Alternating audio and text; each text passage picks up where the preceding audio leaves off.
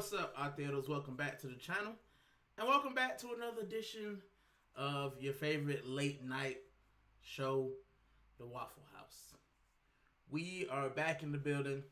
I'm a little bit under the weather, so my voice might go. But we're here. We're here to waffle. And we're here to have a good time. Big up Jack in the building. We are the Arsenal. Yes, we are. And what better way to start than with tomorrow's game, man. Tomorrow's game. Big up Miss Melina. Yeah, man. Tomorrow's a huge game. I've been gassed all week. I'm not gonna lie to you. As I told you guys, I be chatting with the bus drivers, and my people at work. And yeah, man, I'm so gassed with it, man. I'm so gassed. Partially because it's the first final I've seen in 5 years. It's also the fact that it's pretty much the first final I've seen in this country. The last one was obviously during COVID, and then I had gone back home. So it's my first final, as a working person in the UK, and I'm gassed for it, man. I'm gassed for it, especially when you see how City has been doing, how our ops been doing. We're gonna talk about it, but yeah, we're gonna talk about the Carabao Cup. I don't want to do a full preview because that's for tomorrow. But yeah, man, for me as a fan, I wanted to go to London, but I had some family stuff to do at home, and now I'm not feeling well. So yeah, it would have been awful. But don't worry, I will be in London. I will be going there if we win the trophy. I've already taken the week off. We win the Prem. I'm at the trophy parade. I'm raiding out the armory, and yeah, man, I'm probably just gonna drink all through the night, man. To be honest, I'm just gonna be excited. So yeah, big up everybody in the house. I see Jack, Miss Melina, and AFC always. Let's read some of the comments. Let's go Gunners. Big up tomorrow. There's no excuses. I want to see them armpit. Yeah, man. I want to see this. I haven't seen this as an Arsenal fan in so long, man. 5 years is a long time. It's a long time. There are some Arsenal fans that aren't with us anymore. There are Arsenal fans who, have been born. 5 years is a lot. The last time we won a trophy, there's Arsenal fans who have been born and are now 5 years old, like understanding football. You know what I'm saying? Like, when I was 4 or 5, I didn't understand much, but I knew American football. You know what I'm saying? When I was 6, I was playing. So yeah, man, there are guys that, there are people who haven't seen us win anything, fans. And there are fans who never got to see us win anything again. So it's big, man. The finals always big, but I think more than anything, it's big for our trajectory.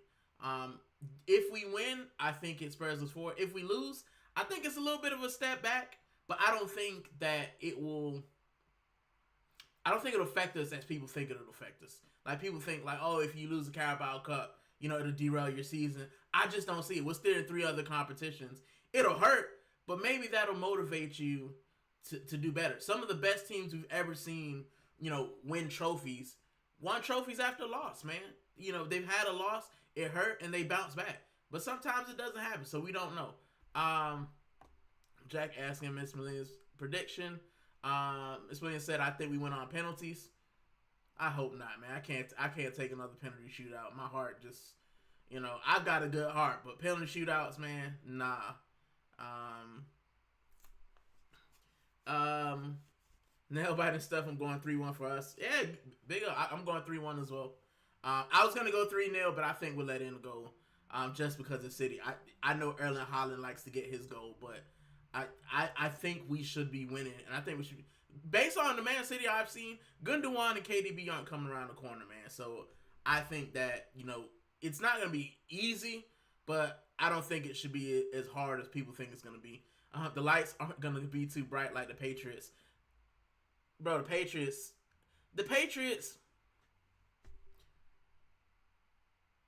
they have a history of winning, and they're on the get back. they're on the get back. But yeah, that Patriots team was never winning the Super Bowl. Not the way the Seahawks were playing. Nah, bro. The Seahawks were playing light out defense. There was no way they were gonna win. FC always say I can see Pat playing Marmouche, Cherokee, and Semenyo. Marmouche offers something different to Holland. Yeah, I like Marmouche, man. I like Marmouche. I like Semenyo. I feel like we should have gotten Semenyo. I feel like Semenyo was gettable.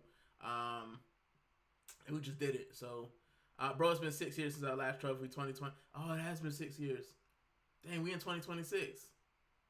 Even longer. There's 6-year-olds, 6 and 7-year-olds, bro, who never seen Arsenal in a trophy. In a final. So, dang, bro. 6 years. Bro, COVID was 6 years. That's the crazy thing. That's the crazy thing as well. Like, I felt like, I remember when the world started for COVID, man. And I can't believe 6 years. I'm getting old. I'm getting ancient, bro. Rick says, I hope we win 4-3 Saka winner. It'd be lovely to have Saka get the winner, man. Especially if Odegaard doesn't play. Saka with the winner. Him being the captain holding the trophy. I'm down for that, man. I'm down for it. So, yeah. Holland and Semenyo will score, but so will Ezra, Madueke, or Gyökeres. Yeah, maybe. Madueke, maybe. Madueke, man. He does everything up until the final bit, and then he just kind of forgets how to play football. Last time Arsenal won anything, Amazon wasn't even a thing. Bro, when I think about that all the time, right? Because, as I told you guys before, my Miami Hurricanes, American football team, college football team. Bro, the last time we were in a national championship was the same time. It was 03, bro. And, like, us losing that, bro, and this is the thing, and I know how Arsenal fans feel. Even though I didn't feel the Invincible season, even though I wasn't a fan there, I know how it feels because I remember being a Hurricanes fan. And I was gutted we lost the championship, especially how Ohio State did us. We should have won. But you couldn't tell me after that championship we wasn't going back the next year. Like, you couldn't tell me that. If someone had come up to me at that time and said, listen, y'all in the championship and you won't be back here for 20 years, I'd have been like, bro, get out of my face. I don't want to hear the madness. You full of it. But that's what happened. The first time I've seen the Hurricanes in the national championship was literally in January, February, bro. Like, that was the first time in 20 years that I've seen my team in the championship. So I know how it feels, man. It sucks. Because, we had that whole, scandal. We fell. We fell down. And I was just like, bro, I can't believe. Now, the Dolphins, I know who we are. I know what's in our DNA. Right? Winning ain't in it. Not in our recent DNA. It's not in it. So when it comes to the Dolphins, I don't expect playoff game. I'm happy. Thank you. Thank you very much. But big up Godfrey. But when it comes to college football, bro, you couldn't tell me the Hurricanes weren't the greatest thing since sliced bread. Winning was in our DNA. And not winning for 20 years, it hurts, bro. It hurts. Especially when I've watched FSU win. I watched Florida win. I've watched Bama just win back to back. LSU. I'm like, bro, that should be us. It should be us. So I know how Arsenal fans feel because those Arsenal fans from back there, you're watching Chelsea win. You're watching United win. You're watching City win. You know what I'm saying? You're watching Liverpool win. And you just kind of like, bro, how? How are we doing this? Like, how has it been so long for us to win? So I get it. And I've been an Arsenal fan for 10 years, and I haven't seen it. And I'm starving, bro. I'm starving for a trophy. I'm starving for a big trophy. I joined during the banter era because I love the way we play. Regardless of how bad we were. Giroud, Ozil, Alexis Sanchez. Yep, big up. Subscribe to Miss Melina as well. She got a channel. Hit it up. If you're in here, hit up the channel, man. Let's support each other. Small creators everywhere. But yeah, man, I never thought that it would be like watching my rivals, and I joined Arsenal and I thought that, maybe we could compete. Boy, was I wrong. 10 years. But yeah, man. Yeah, I'm hoping that this is the start of something beautiful. The only impossible journey is the one you never begin. Yeah, man. Like they say, what's the phrase? Oh man, what is it? It's oh, I forgot. I forgot now. It's like, if you never try, or you miss 100% of the shots that you don't take. That's what it is. I got there in the end. But yeah, you miss 100% of the shots you don't take. If you don't put one foot in front of the other, you never get there, bro. You'll never get to the point of actually seeing if you can make it if you don't put one foot in front of the other. So yeah. Miss Melina says March Madness is awesome. Can't believe BYU is out. Yeah, bro, I love March Madness. I'm not a huge basketball fan, but I just love, like, I like seeing the small, like Loyola. What was the one with Sister? What was her name? I want to say Sister Janet, but I don't know if that's her actual name. But yeah, with the nun.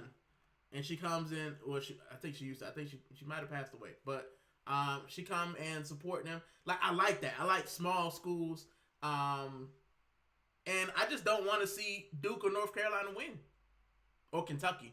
I'm tired of seeing them boys win. Like, I like to see the small schools. I like to see the underdog, the Cinderella. It's a beautiful tournament, man. And like I said, I'm not into basketball, not really into college basketball. But it's just something about March Madness, seeing the Giants be slayed, where you're just kind of like, this is the beauty of the tournament.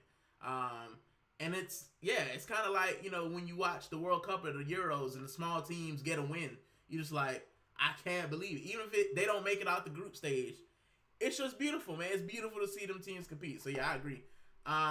Big up to Godfrey again. Godfrey dapping up. While we're here, let's hit the like button. Yeah, I appreciate it. Like, share, subscribe, anything. And Miss Melina's thing is in the chat. And yeah, make sure you subscribe. Make sure you subscribe to Miss Melina as well. And that's what it is. Sister Jean. Yeah. There we go. See, Jack, I knew it was, I said Loyola to begin with as well, but yeah, man, like, what you miss? Yeah, you didn't miss nothing, man. You missed nothing, Godfrey. I'm doing my waffle about Arsenal and the Carabao Cup final. People put in their predictions, and yeah, just overall. Speaking of Arsenal, since we're on Arsenal, I don't want to make, this is the Waffle House, so it's general, but I don't want to make it just an Arsenal thing. But I did want to highlight something that was said by Arsenal this week, by an Arsenal player. And I wanted to talk about it because it's something that I've had pelters about. It's something I've been called negative because I've said something similar. And now the Arsenal players are saying it. Now it's like, oh, we believe them. Let me pull it up. Nope, wrong one. There we go. Bukayo Saka, we haven't achieved anything yet. We're close. We know that. But right now, we've done nothing. Right? This is Bukayo Saka, the vice captain. This is him saying this, right? And I've taken a lot of, I wouldn't say abuse, because I don't let anybody abuse me, but I've taken a lot of banter and pelters when I've said the same thing. Yes, it's great we're finishing second. Yes, it's great we're getting a lot of points. Yes, it's great we're scoring a lot of goals. But we haven't won anything, right? In 10 years, no one will care how many points we got if we didn't win anything. Can you tell me who finished second in 1976? Probably not. Can you tell me who was in the final of 1984 and didn't win? No, bro. No, you can't. Right? There's only a few teams in history that you can, losers. Let's just call it a spade a spade. There's only a few losers that you can name in history, and it's usually because of the way that they lost, right? And I don't want Arsenal to be that. Also, Miss Melina saying check out Gooner Rican show with Tony Clyde. So yeah, I did a show yesterday. Was it yesterday? Yeah, yesterday with Tony Clyde. Caribbean Cruise, Premier League Waffle. Me, Tony Clyde, and a guy named Jared, Trinidad and Tobago, Arsenal fan. He also does F1. And yeah, it was just kind of like the Waffle House, But just three dudes, man, just having a great conversation about Arsenal. So go and check that out on Tony Cloud's channel. And you know me, man. I like to debate. I like to talk about sport, and I don't mind if people disagree with me, but be respectful, man. We can go, we can go back and forth. We can debate, and maybe I change your mind, maybe you change mine. But yeah, that's what it is. I do a couple panel shows. I wouldn't say I'm not a fan, but I don't like people yelling at other people. Like when I watch some of the panel shows, the people yelling over people. Like, I don't like that. But what I can say is the panel shows I've been on, the one on Waffle Don's channel, Monday Night Madness, we usually respectful. We let each other talk. We let each other, get our points across, and then we debate them. And I like being respectful. So, big up to Miss Lane for throwing that out there. And, yeah, like Jack said, back to what Saka said, it's a championship mentality. And he said if you play sports, it ain't over till you cross the finish line. And it's true. It's great. It's great we win in games. It's great we've gotten to the semifinals. It's great too we got into the final. But like I said, a lot of people don't remember, in recent history, if I think back, right, the most famous, let's say, losers in history, the Buffalo Bills. Why? Because they basically done what we've done. The Buffalo Bills got to 4 Super Bowls, didn't win them. That's why we remember them. Because of how heinous it was that Jim Kelly, the K-Gun offense, got to the Super Bowl 4 times and didn't win. That's what we remember. We remember, the Miami Heat not winning against San Antonio and then Dallas. You know what I'm saying? When they had the big 3. We remember that because we should have won. It was just so egregious that we didn't. When you've got LeBron, Dwayne Wade, and Chris Bosh on the team, right? You remember Atlanta, the Falcons, because they blew a 28-3 lead. That's why we remember them. But no one wants to be that team. No one wants to be the Buffalo Bills and remember that you blew 4 in a row. Nobody wants to be that team that lost 28-3. You know what I'm saying? Like, no one wants to be that team. It hurts. I thought Atlanta had won. I'm pretty sure every Atlanta fan thought they had won. So you don't want to count your chickens till it's over, right? Jack said a jerk chicken in Empanada House. There's only one Waffle House. That's facts. That's fact. Only one. Big up the American brother. Big up, bro. Don, he said my mother's side is all from Buffalo. We remember 4 Super Bowl days. That's part of why I always say one match at a time. And yeah, man, you can't count your chickens before they hatch. Right now, am I gassed? Am I actually? Yeah, bro. We in the final. We're top of everything. I'm happy. But in the back of my mind, I have to be honest with myself, right? The back of my mind, as an Arsenal fan, if you've been an Arsenal fan these past 5 years, you have to be honest. The back of your mind, you're like, will we blow this? I don't want us to. I'm gassed that we're winning. I'm excited. But it's something that's in the back of your mind, man. You can't fight it. You can't, in my mind, I'm like, bro, like, I hope we don't. Because I talk a lot of smack on the daily life, right? I know United fans. I know Pompey fans. I know, Southampton fans. And I talk trash. I'm from Miami, bro. That's what we do. We talk smack to everybody. So that's what I do. And, the last couple years, I've had to eat that, bro. I've had to go into work looking sour because I'm thinking, how do we blow that? How do we not win? How do we not get over the line? I've had to hold that. But this year, I don't want to. And I don't think I will, man. Like, this is one of the few times, honestly, where I think that we have what it takes. We've got the depth. Our manager is showing that he has the flexibility to change. Our players are showing they have some fight. Because their match, we stumbled against Liverpool. We stumbled against Wolves. But the most important thing when you stumble is how you respond. That's the most important thing. And the one thing I can say from this Arsenal team, this year we responded. We've had terrible results, and we responded. They might have been ugly responses. They might have been slow responses, but we've responded, right? He said, if you've been in Arsenal the last 5 months, we had some silly results against Wolves and Sunderland. I'm so positive, but sometimes we suck at execution. We need them to show us. Yeah, man.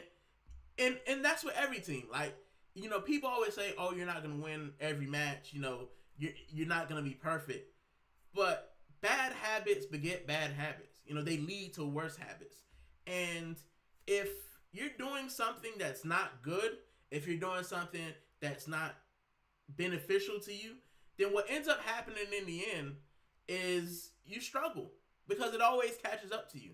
You know what I'm saying? If I always take life experience, right?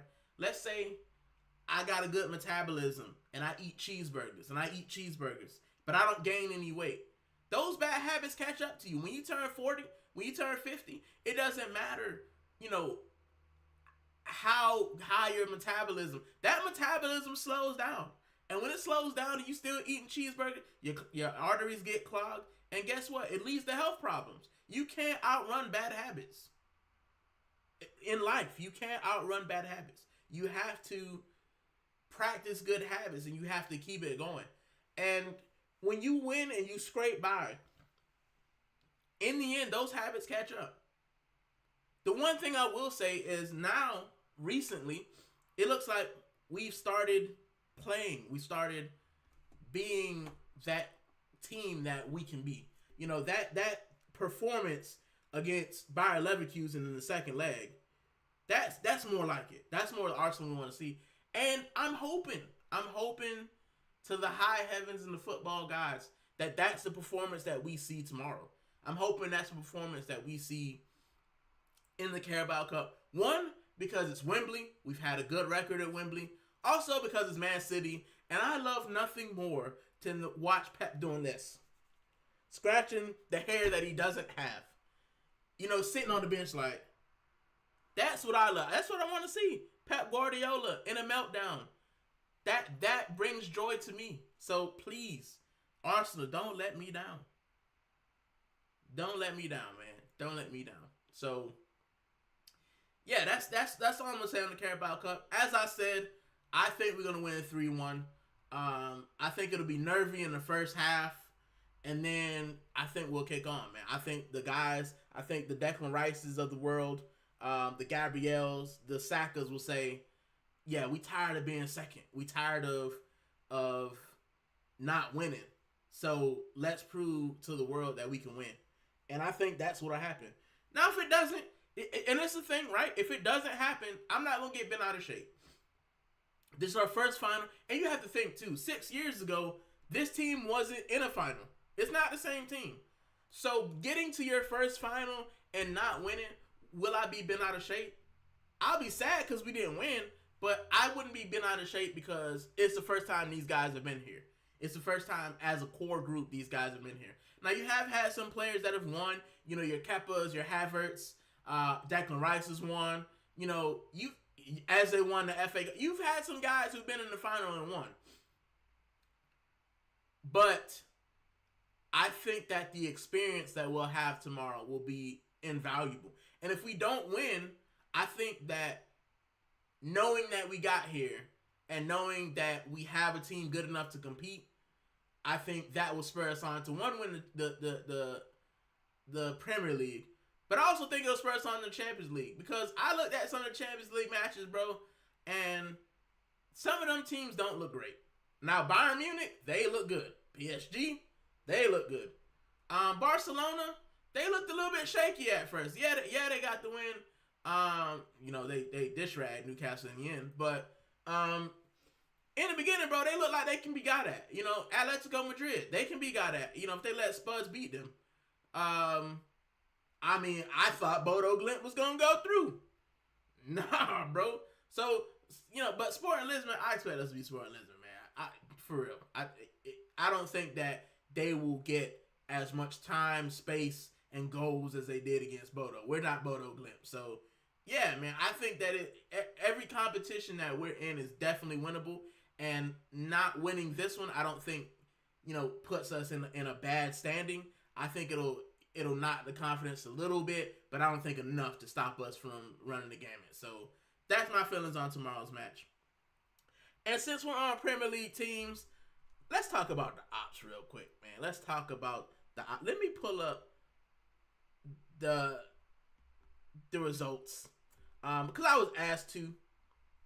um, by one of my United mates said, "Let's laugh at Chelsea," and I'm going to. But let's talk about the results. Let me see. Let's start with, so we're on match day 31, as you guys know. Let's start with Manchester United. 2-2 against Bournemouth. Maguire, red card. I didn't watch the match, but from an outsider, Man United drawing to Bournemouth, I mean, not really that big. Bournemouth are known to play good football. They're at home. Great. I don't think I don't think it really scuppers Man United's chances in getting top four or, maintaining the top four. Because the teams behind them, they look poor, bro. The teams that are, it's like, from the outside looking at it, it's like none of the ops want top four, man. It's like, nah, you can have it. You can have it. You can have it. Like, I don't want it. You can have it. Like, that's how the top four looks. It looks like it's us, then City, then just a jumble of people hoping for the best, bro. And that's what I like to see. But speaking of hoping for the best, let's talk about the South Coast. You guys know I live near Portsmouth, in between Bournemouth and Brighton, and the two teams had matches. Bournemouth, of course, drew, but Brighton got the win. And who did they get the win against? The mighty Liverpool. Boy, Liverpool. Ugh. Liverpool are a mixed bag. They are a mixed bag. They win against Galatasaray. And then they allow Brighton to beat them. And Liverpool, I watched, what was the last match? Who did Liverpool playing? City? Was it City? Who did Liverpool play last? I want to say it was City.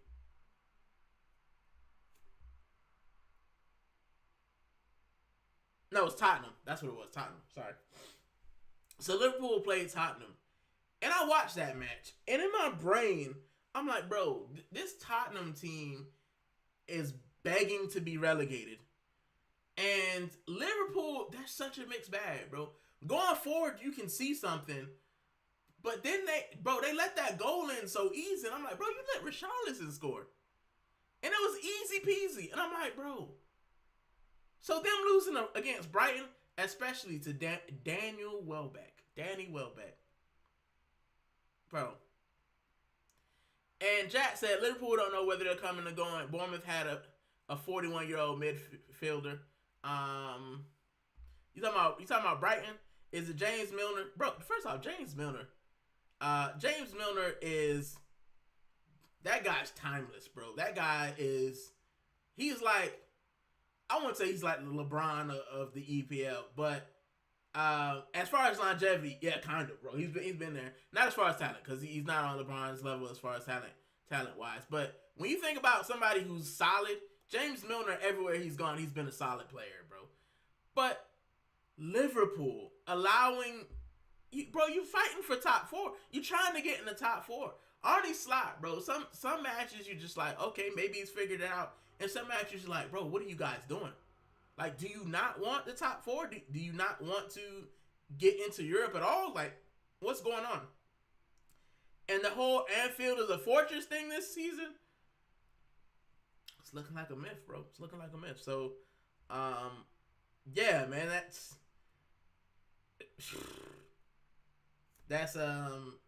Brighton for you, man, and that's Liverpool taking that L. So, crazy work. Fulham and Burnley, Burnley's going down. They got a red card. They lost 3-1. Man. But Everton, Chelsea and Liverpool, to me, have been very similar. They'll get a result and you'll be like, okay, maybe they're cooking. And then the next week, they get smacked off the park. You're just like, what am I watching? They're so hot and cold, both teams. But Rosenior, bro, oh my goodness. Everton, David Moyes, Everton, bro. Not even scoring a goal against Everton. Crazy work. And their last couple matches have not been great. They haven't scored a goal in their last three. So they lost 3-0 versus PSG, and then they lost 1-0 versus Newcastle. Their last goal came in the 5-2 defeat at PSG. I just don't know. I don't know what Chelsea give you. I don't know what's going on over there. Now, as an Arsenal fan, I don't care. Liverpool and Chelsea, I hope you lose. I hope you keep losing. As a football fan, you're just kind of like, what's going on, bro? What's going on with you two? Like, do neither of you want top four? And you know that Aston Villa, I thought was a shoe-in for top four. Them boys act like they don't want it either. It's like hot potato, and no one wants top four. Looking at the table right now, oh man, Brentford are nil. Brentford playing Leeds. Wow, Brentford playing Leeds 0-0. Brentford are in 7th place. If they beat Leeds, they leapfrog Chelsea into 6th. Level on points with Liverpool. Who's had a better goal difference? Liverpool probably. Liverpool does, right? Aston Villa are 4th, but there's no guarantee. You know, they're only 2 points ahead of Liverpool, 3 points ahead of Chelsea, and it's like no one wants. You know, Man United, from where they were at the beginning of the season to where they are now, night and day. Now, with Man United, when it comes to them, what do they do in the coaching? And I had this conversation with a mate. What do they do as far as their coach, right? Michael Carrick looks good because they're playing 1 match a week. Can he compete with 4 matches? You know, with 4 competitions, 3 matches a week. Like, can he compete with that? And I don't know. Now, this is what I said, you know, on the show last night. When it comes to Manchester United, if Manchester United flex their muscle like they used to and say, all right, Carrick, thank you for helping us out. We got top 4. Now we're going to go get Luis Enrique, and we're going to give him $200 million or $100 million to spend. Improve our defense. Get us a new goalkeeper. We could be in trouble. Because Manchester United, doesn't matter how bad they've been. It doesn't matter how out of form they've been. That name still holds weight. And when they call for something, I mean, you look at how they did Cunha. You look at how they did Embuemo. When that United calls, sometimes, yeah, bro, sometimes that call is too big to ignore. So, yeah, you get to a point where it's a little bit scary, bro, if they dump him and they give him money. Now, Jim Ratcliffe, yeah, bro, he's a little bit of a penny pincher. I mean, he firing tea ladies and such, but if they start acting like the old United, we're in trouble, bro. We could be in trouble. Like, we could be in trouble. Not saying that they're just gonna outright win, but they're gonna be a force. They're gonna be forced, and that's being unbiased, you know, as I can be. Because if they had an actual manager, they'd probably be above City right now. They're only what? As of right now, they're only 6 points behind City. If Amram had been an actual manager, we might be in a title race with United. You never know. So, yeah, that's just that, bro. That's that. That's my Prem spiel. Let's move on to international, right? So we've got some good international matches coming up. You know, you guys know how I feel about the international break. First off, let's start. Let's stay with Arsenal. So we have international matches, and a couple of our guys have been called up, and the ones that have been called up that I'm worried about: Declan Rice, Martin Zubimendi, for England and Spain respectively, Jurrien Timber for Holland, Netherlands, and Bukayo Saka for England as well. I look at those guys getting called up, and that's great. It's great you're getting called up for your country. But I'm hoping I'm sure a lot of Arsenal fans are hoping, please let them boys come back in one piece, right? The one thing that I want to happen, because those teams are through. The Netherlands are through. They've already qualified. Spain is already qualified. England is already qualified, right? I'm pretty sure France is qualified as well. So you don't need to play both games. So Thomas Tuchel, Spain, Netherlands, let them play one game, and then the other game, fine. Doesn't matter, right? Rest them, send them back, whatever you want to do, right? But there's no reason why they should be doing heavy minutes and stuff, because those teams are already qualified. They're not going for anything except for international friendlies. So please, please, please, can we allow those guys to rest? Big Up Godfrey said international break is a mood killer. Yeah, it is 100%. We're going for the title, but that's what, and I agree with Arsene Wenger's kind of proposal on that is we should just take a month, play all the international friendlies, play all the World Cup qualifiers, Euro qualifiers, CONCACAF, CONMEBOL, AFCON, play all of those things, and then get it out the way and allow the season to go, right? Because we're in a title race, we're feeling good, we finally got everything going, and boom, there you go. Hey, but at least these England guys can go international break if we do win and say, we got one. But yeah. Quadra said prediction 3-1 Arsenal. I said that as well. Big up Cooper in the house. We were just talking about Buffalo as well. You missed it. Jack says Odegaard was not selected by Norway. And I think it's because of injury. Odegaard is the captain. He's a captain of Norway. I'm pretty sure Norway loves him. So I don't think it's your drop because you're trash or whatever. I just think that he's probably hurt. He's probably injured, and they know they're gonna take that dude. If they don't take Martin Odegaard, that's gonna be a huge confidence killer. Or maybe it's a confidence boost. Maybe he'll come back after his injury and say, "Bro, they didn't pick me. All right, I'll show y'all." And then he'll go old Martin Odegaard. Could be a motivator, or it could be precaution. Who knows? But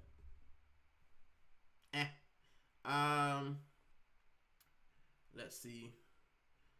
Because Godfrey said who is England playing, and I should probably know this because I follow England and Spain.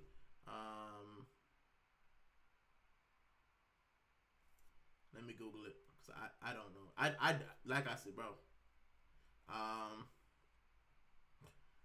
I follow only during the summer. I'm a fair weather fan. No, I follow only during the summer because that's the competition I care about, bro. Like international friendlies, I couldn't care, bro. I could not care about international friendlies. Like I said, Spain is already qualified. England already qualified. So Puerto Rico didn't qualify, and I'm sad about it. But you know what, man? The one thing I will say, the two teams I'm rooting for, that I'm hoping do well, are Curacao, and if they make it in, Jamaica, right? Because I'm a Caribbean kid, bro, so I want to see the Caribbean teams doing well. I want to see us, make it at least to the knockouts. I would love to see that. Curacao might not make it, but the fact that they're there is big for people like Puerto Rico, the Virgin Islands, all of them small nations. It shows that we can at least make it to the dance, So to answer your question, Godfrey, who is England playing? We're playing Uruguay and Japan. And you guys know me. You know me, right? Side note, you know me. I'm a kit guy. As you can see, love kits. That Japan away kit, bro. That Japan away kit, I want it. I've never been to Japan. I ain't got no Japanese friends. But when it comes to nice kits, though the Curacao away kit as well, yeah, bro. Yeah, I might, yeah. The pastel colors, yeah, I might have to cop that, bro. But my first on my list, right? And I kid you not, because you know me. I am a kit merchant. I love kit. Let me see if I can find it. right? Because I text my wife, the love of my life, right? I told her when I saw it, I said, listen, I love you, and you know why I'm here. I need that right there. I don't know if you can see it. Can you see it? Right? That is, it's white. But the Spain away kit, yeah, bro. That will be added to my collection very shortly. I don't know who I'm gonna get. I'm thinking about getting Mascara in the back. I really didn't want to get nobody on the back, but the burgundy, I told you guys already. The burgundy and the cream, bro. It could be any team except for, the Ops. But any team I love, they bring out burgundy, bro. Like Sevilla got a black and burgundy joint, and I'm getting that with Alexis Sanchez on the back. Burgundy's my joint. If it's maroon, burgundy, cream, black, white, yeah, bro, I'm getting that. So that Spain one, I seen it, I want it. It's getting bought. Who's England playing? Smash the lights. Thank you, Cooper. Dappin's going up. Big up Godfrey. 3-1. Godfrey said, I don't want to see Ezra, Rice, Saka, Madueke. They're going to. They're going to play. But the best thing that we can do is kind of hope that they limit them. Odegaard's been ruled out for at least a month with ankle ligaments damage, so we probably won't see him play. Yeah, man. But I think Odegaard will be instrumental maybe if we make it to the semifinals of the Champions League. I think that when Odegaard comes back, I think we'll need him. I think we need a little bit of us. So yeah, I think that he will give us something. Godfrey says maybe Madueke to get some match sharpness because he's a rotational player for us. Yeah, I think it'll be good for Madueke, man, because playing for your country is a big thing. Playing for your country is a huge thing. The pride. Big up Cooper. Thank you for stopping by. Cooper also said 2-0 Arsenal tomorrow. Tomorrow we lift the trophy. It's time to put City behind us, start winning multiple trophies in the future. And I 1000% agree. This could be the catalyst for us doing big things. So, yeah. That's Dopamine Dolo. Yeah, man, the Dopamine Don. What's up, Waffle Don? Big up. So, you said Japan kit so far? Yeah, bro. I like anime. I like Japan. I still want to go. I'm probably gonna go for my 35th birthday in a couple years. So, I've already planned it. But yeah, I might rock the kit. Godfrey says, what do you think about the South African second kit? The green one. Let me go. So listen, footy headlines is where I be on because I like following kits. I'm a kit guy, bro. If I had an unlimited amount of money, much to my wife's chagrin, it would probably be spent on kit, bro. I'm not gonna flex with you. I'm not gonna lie to you. Let me see if I can find it. Godfrey, let me see. And yes, Godfrey, you're 100% correct. The Spain kit reminds me of our third kit, and that is exactly why I'm getting the jacket. So if you look at the Spain jacket, like the away jacket that's supposed to be, the collar is the same as our kit, bro. Yeah, Adidas recycled, but guess what? I'm weak. I'm weak for the burgundy, so it's gonna get got. If I wear, an Arsenal kit with a Spain jacket, that's me. One, because I love Spain, I love Arsenal. You know what I'm saying? If I can make it work. Let me look up this South African kit. Oh yeah, I've seen this one with the. Yeah, this bad boy. That's the one you talking about. Yeah, that's nice, bro. I like the green, bro. Green, my wife's color. She likes green. Let me not show her that because she might try to get it from me. You know what I'm saying? Before I get my Spain joint, but yeah, man, I like that. I like the South African. Bro, when I remember when. One of my first tournaments, as I said, at 2010 in South Africa, I remember those kits. And I loved them, man. The South African fans, they were amazing. So, hold on a minute. So, yeah, like, they were great. And, yeah, I'm a kit dude. He said he got to run. Is the Japan away kit Yamamoto? What you mean? But yeah, big up Waffle Don. There's this channel. Make sure if you haven't subscribed to him, you'll see me on some Mondays Just waffling on this channel. That's what I usually do. That's why we're here. It's the Waffle House. That's what I do. Let me see if I can show you the Japan kit, man. I'm a you guys know me. I'm a kit guy. The Japan way, bro. You know what, Jack? All of the away kits though, those joints are so nice. Most of them, bro. Like the the Belgian kit is like it's got the blue and the pink, and obviously the Waffle House colors. I don't know if you guys picked that up, but the colors are South Beach colors. That's why I picked them, because I am a Miami boy. I love as I showed you guys. I think I showed you guys the Vice City kits. I showed you guys those. So yeah, man, I'm absolutely gassed for those. Yeah, Adidas is definitely kicking. They're cooking. They're cooking heavily, right? And I'm weak for it, bro. I'm weak for it. So, yeah, this joint right here. Let's see if you can see it. That right there, the Japan kit with the lines. I like the crazy lines. They look like crayon lines, and you know me. So I just got my Arsenal third kit. Had to get that color. I found mine in a charity shop. I don't even know, bro. I don't even know. I found mine in a charity shop for like 30 quid, and I'm hoping that the Armory gets the long sleeve joint back, maybe, because I want one of those, and I'll probably get. I want to copy his name on the back of a jersey, man. Big up, Waha. What's up? Rick said, have you seen the Raisin Bar video with Henri and Rice? You can tell Henri is connecting and respects the club again. Yeah, quick on that. I haven't watched it because for me it's like popcorn. I gotta sit and like watch it because I love Thierry Henry, man. I used to watch, watch him on CBS, and the granted it's Carragher and he be spitting on people, so but you gotta have two goods and one bad. I like Big Meats, he's funny, but him on that channel, man, when they asked him who's your second team, and he said Arsenal. Third team, Arsenal.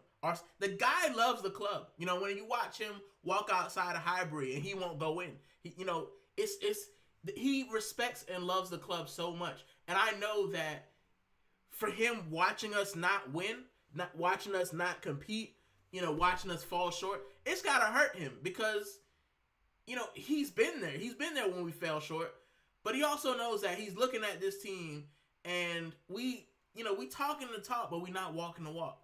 And I think that when we win, lose, or draw, man, that guy feels it. So anytime Henri, it's the same with, Tony Adams. These guys love the club still. You know what I'm saying? So to hear our fans disrespect them, to hear our fans say, oh, they don't know what they're talking about because they're failed managers, it's a cop-out, bro. It's a cop-out. So, yeah, man, I can't deal. I can't deal with that. But when it comes to Henri, I always felt like he should be at the club. This guy should be working with Gyökeres and Jesus and Havertz and teaching them the things that he knows. Because he's the greatest player we've seen in the Prem. He's one of the greatest strikers ever, bro. So he needs to be a part of the club. He should be a part of the club. He should be there. And I hope that when we win that he's there. He's there. And he's reveling in it because he deserves it as well. You know what I'm saying? He's the guy who got us the last one. And to see us not win again, bro, I know it's got to be hurting him. Because like I said at the beginning of the video, no one thought in 2003, 2004 that it'd be another 20 years plus that we haven't been here. So yeah, bro, I know he loves the club. I'm going to watch it. But watching him, watching Declan Rice, I think they made a good choice. Because I think Declan Rice will be our captain one day. I know Declan Rice will be England captain one day. And I know that Declan Rice chose us when he could have chosen City. He could have chosen, Liverpool. He could have chosen a team that was winning. But he chose us, and I respect him for that. I mean, we paid $100 million for him, but I respect him for that. He didn't choose the price tag, but he chose us. And 1,000% I respect him for that, and I think he'll be our club captain one day. So yeah. Jack said I got my Arsenal third kit. Yeah, bro. I already told you guys the burgundy. I got the cup and everything. Yeah. Big up Wahaha again. Rick said I spent over 500 buying the whole Bob Marley Jamaican. Yeah, bro. See, I'm not Jamaican, so I feel kind of like, I love Bob Marley, but like, yeah, me not being Jamaican, I don't want to feel like a culture stealer, man. Like, I would probably get one, for my collection, but I wouldn't like buy the whole thing. Like me, if they released a Puerto Rico collection, Bad Bunny collection, yeah, I'm spending that, man, all day, every day. I love the Jamaican collection though. But yeah, big up for getting it because I know you're Jamaican. I know, you love the kits and the kit, Bob Marley is the culture. He's the culture. So yeah, I just didn't feel like, I wanted it, but I was like, bro, I don't want to, I don't want to steal nobody drip. You know what I'm saying? Bob Marley transcends, cultures, but yeah, I'll probably grab one. But yeah, Spain, the reason I love Spain, one, because I lived in Spain, and also because, as you know, historically, Puerto Ricans descend from Spanish. And Rick said, you Caribbean, of course you can get the whole collection. Yeah, man. Yeah, so, that stuff look good. I only got the socks and the yellow shirt. Yeah, bro. Like, the Jamaican collection, I want to see Jamaica actually do well. Like, they got some good guys, you know what I'm saying? Like, Bailey and them. They had Michael Antonio. Like, those guys are good enough to make some noise. I like to see them make some noise for the Caribbean, bro. And that's what I was saying earlier. Like, I'm behind Curacao. I'm behind Jamaica. If you're a Caribbean nation and you made it to the World Cup, I'm behind you first. And you guys know me. I love Spain. I love England. I live there. But if it comes down to it, I want the Caribbean because I believe we need it. The Caribbean needs to be in the World Cup. We need to be there showing our culture. Right? Showing our culture. Big up, Quadra. Good evening, everybody. Welcome back, man. Yep. Big up. Jack said, "We can check out the Japan soccer jacket. Is it the one that looks like the... Let me see if they got it. Let me see if they got it, man. Is it the one that looks like the away kit? Is that what you're saying? Let me see if I can find. Hold on. You know me. I'm a merch guy, man. I love merch. And that's why I love the Waffle House, man, because we can just sit here and talk about that. That's what we do. So,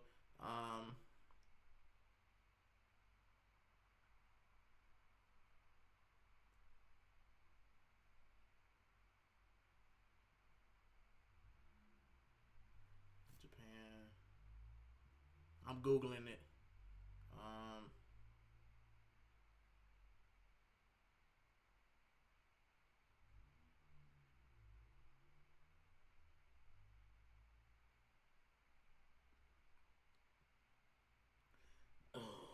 Goodness gracious.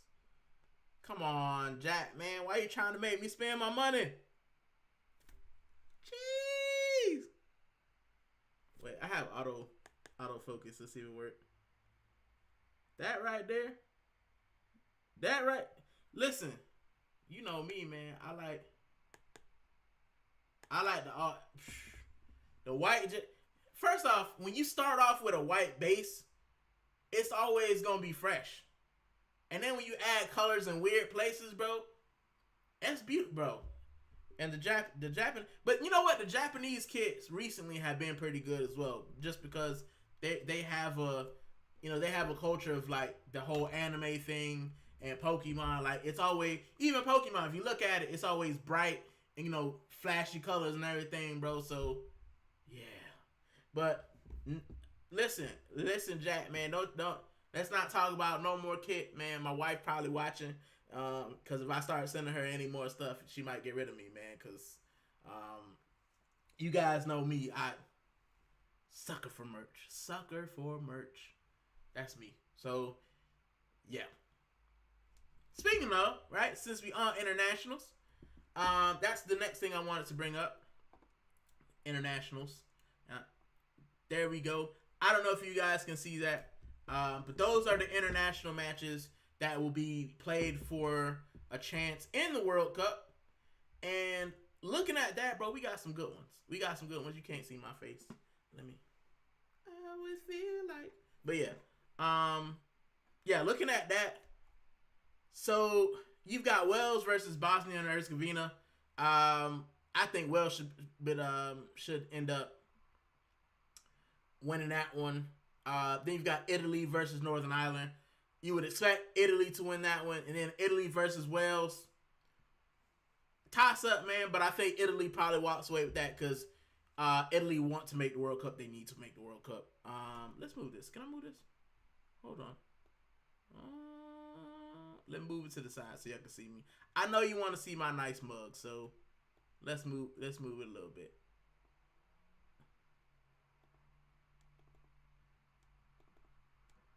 I can't move it. Oh, it won't let me. I moved something though, but there we go. Those are the matchups, but I'll go through them again. So yeah, in the B route, you've got Ukraine versus Sweden. So you've got what? Isak, Victor Gyökeres, will want to beat Ukraine, and you've got Poland versus Albania. Oh man, Poland versus Albania.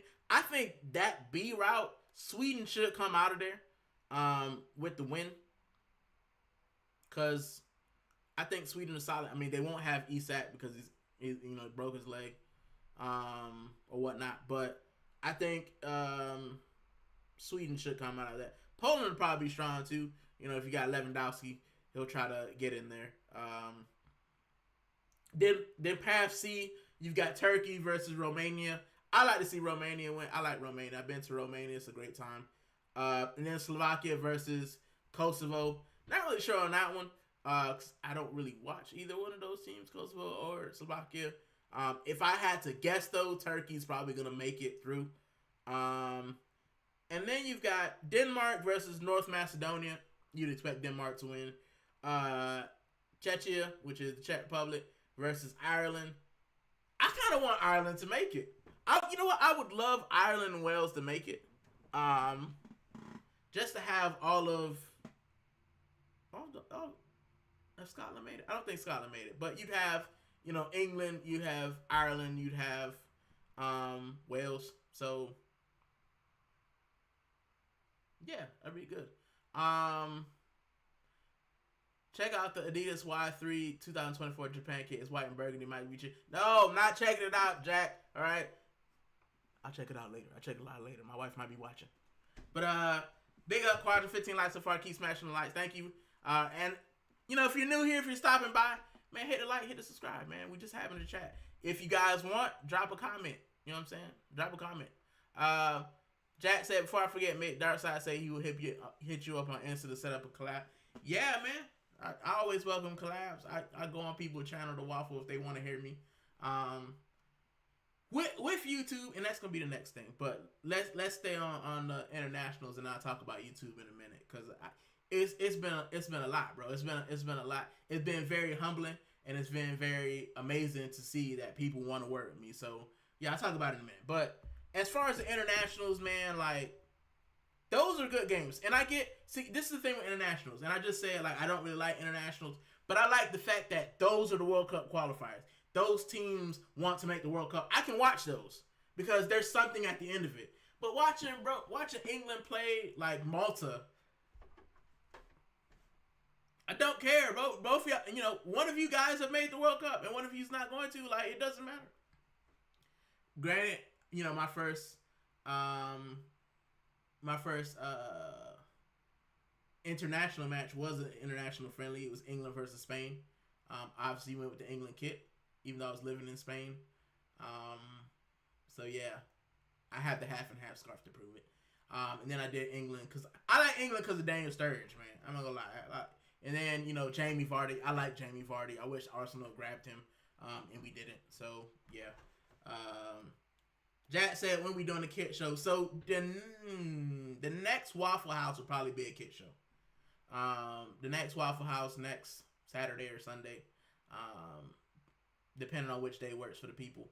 I'm gonna do it on Saturday because I like doing Saturday night because I can waffle a little bit. I ain't got to go to work next day. The only reason I would do it on a Sunday is if it coincides with us playing on a Saturday. Like, we play a Saturday night, I'm not doing Waffle House after that because I'm probably still gassed from everything else, and I want it to be on a separate day of the match so that we can actually chill, talk about things. But yeah, the next show will probably be a kit show because I said I'd do it during the international break, and I'm gonna pull some of the kits out. So I have a bucket full of kits. I found them, I reorganized them, and I'm gonna show you guys some of the ones that I have. So the kit show that I will do will be my name kits. It will have the kits that I have a name on them. So we'll talk about that because I have a few. I have a couple Arsenal ones. I have a few of the Ops. No Tottenham. No Tottenham. No City. No United. But I do have Liverpool and Chelsea in there. And yeah, man, some of the Spanish teams I got as well. I got my name on the back of some of them. So I'll probably show those. But yeah, maybe the next one, Jack, will be the kit show. We'll go through them. So as you guys can see, I pulled out the Puerto Rico kits because it's the international break. They're the same, player kind of thing. And I always like to rep Puerto Rico, so that's what it is. Now, international break, watch those matches if you like. I'm not doing any watch-alongs to them because, as I said, England and Spain already qualified, and I don't want to watch England playing in Spain in friendlies. I'm going to chill because the Arsenal are taking a lot of my energy. And that leads me into the whole YouTube thing, right? When I made this YouTube thing, this YouTube channel, did I expect to have 444 subscribers?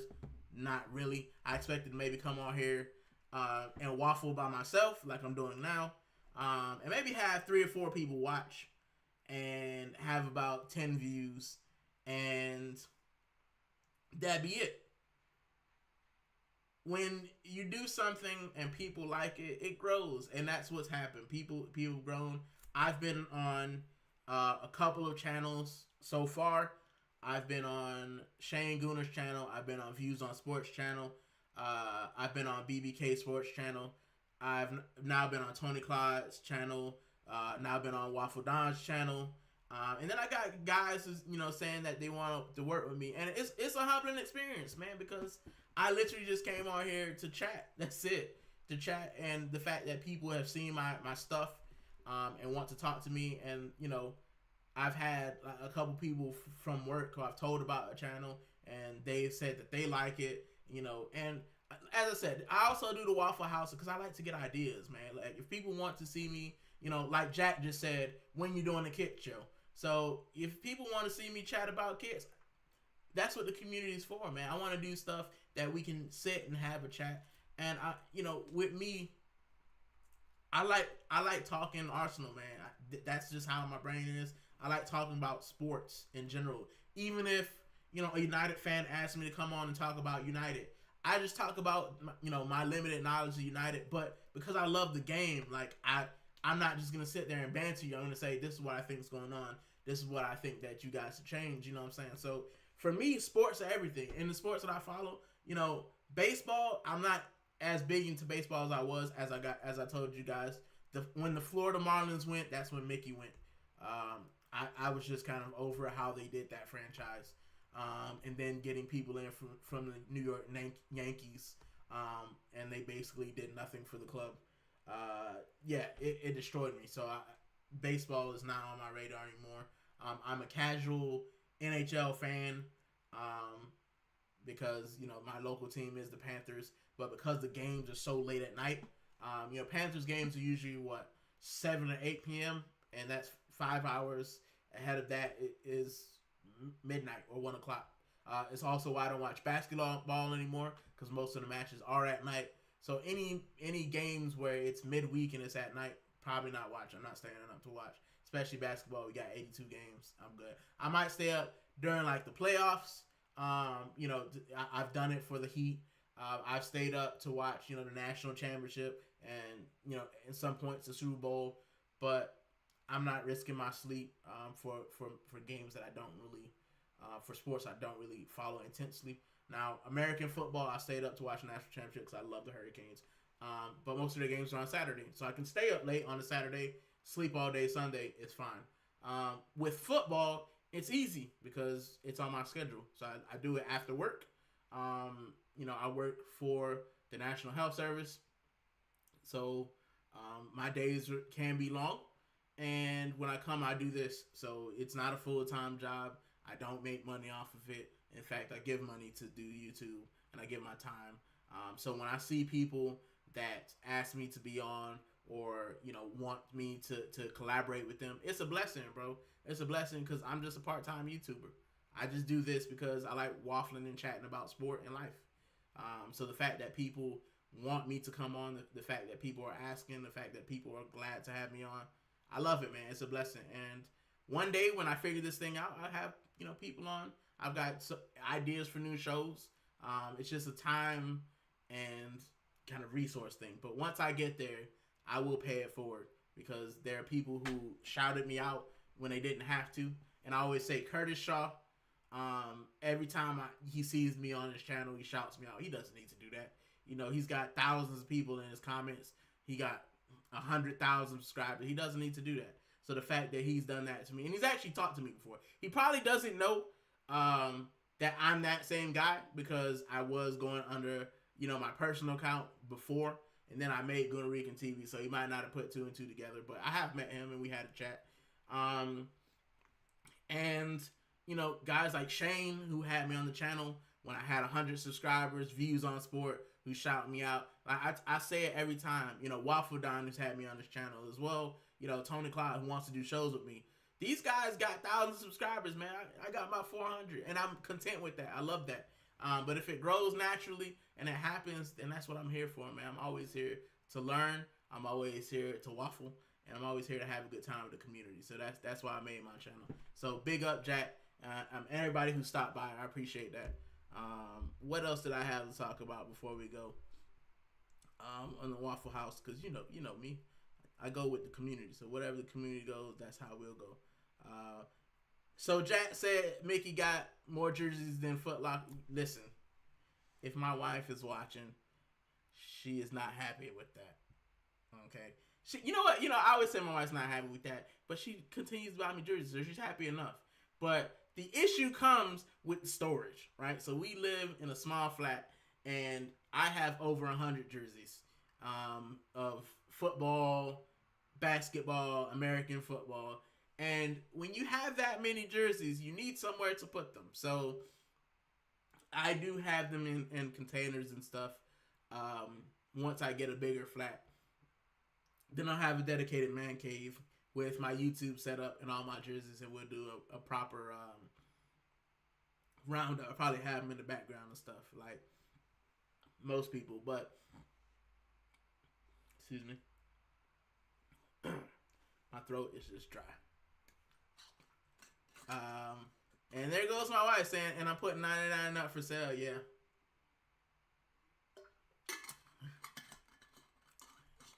She tried to get me once, right? She tried to get me once with the, oh, if I buy you one, you got to get rid of one. That lasted for about 2 seconds, because I'm like, no, I can't part with them. Like, for me, and I don't know how it got, you guys in the chat, tell me how you feel. But for me, every jersey I get is a story.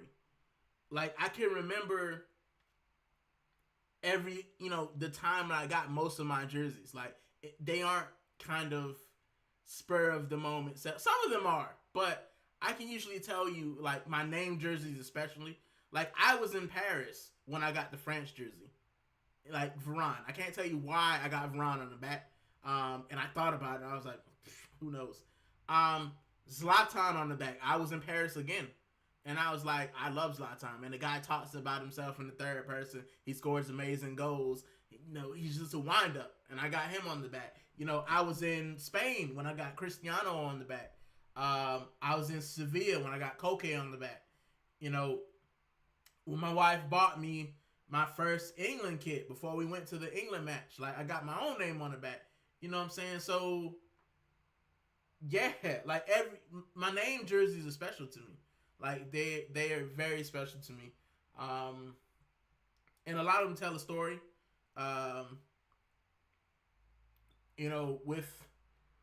With my kids, a lot of them are they're size large, because I used to be, before I got married,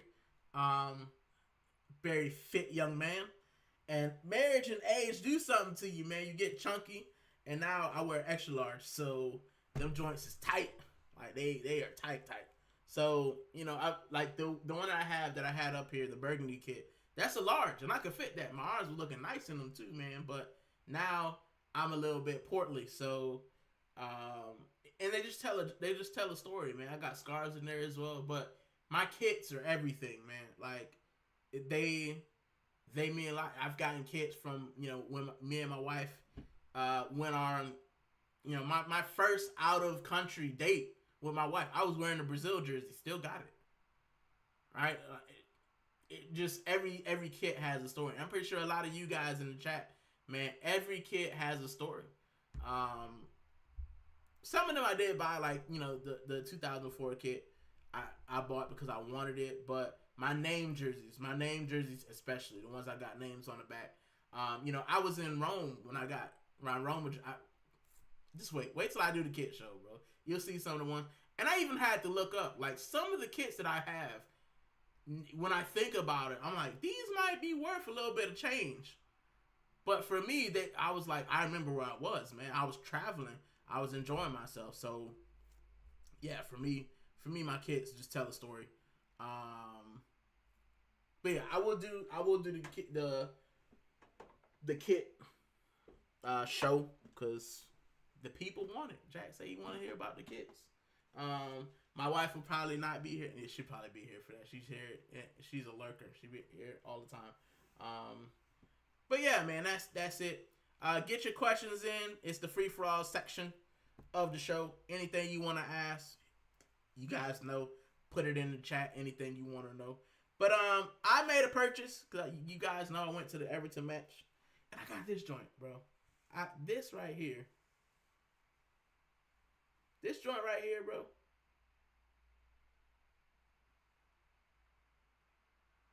This ain't the one I want though, but it's the burgundy red thing. And for me, like, growing up, red wasn't my favorite color, bro. Blue was my favorite color growing up. I love blue. Blue, my dad's favorite color. I loved it. My mom's favorite color was purple. But nah, man. The older I grew, like I was like, blue and purple. You know what I'm saying? I need something. My wife's favorite color at the time was red. I was like, I need something like kind of a mixture. So it became like the burgundy joint. The burgundy became like the color. And then I had a burgundy car. My first car I ever bought was burgundy. I didn't get that. I didn't get it like that on purpose. It's just at the time it was what I could afford. And I got it, and that car lasted me for over 10 years. From before me and my wife got married to basically about a year ago. It lasted. So yeah, it was amazing, bro. It was amazing. The burgundy car, I loved it. I took it to Spain and back, and yeah, man. So burgundy became my color. So now, 10 years I've been chasing burgundy. That's what I do. I like to hear the story behind the kit. Yeah, man, and I will. I'll tell you guys some of the stories about the kit. Cause I lived in Spain. I lived, not too far from Cadiz for a couple years, and it was during a time where I was still young, man. I'm 23, and I was newly married, and I never actually traveled. So Spain was actually, one of the first places I went. And then when you get to Europe, you realize that you can travel other places. And I traveled so many places outside of Europe from Sevilla Airport. Traveled to Madrid, traveled to Barcelona, traveled to Paris, traveled to London for the first time.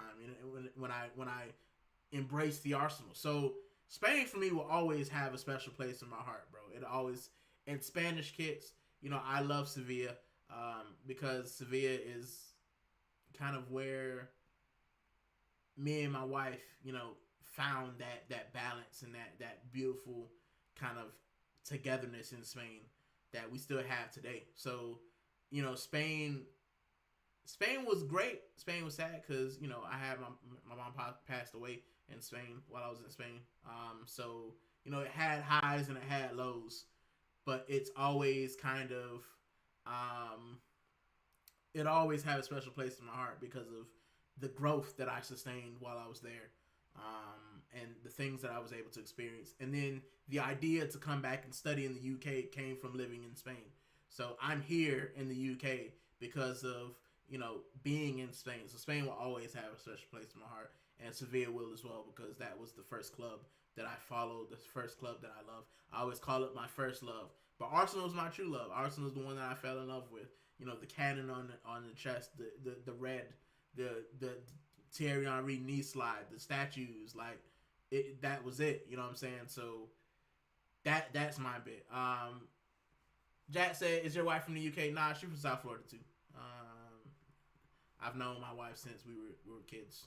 We weren't high school sweethearts, but sometimes life is funny like that. You can travel the world and then realize that the person that you were supposed to be with was right in front of you the whole time. So, wouldn't trade her for the world, even though she's trying to sell all my kids. So,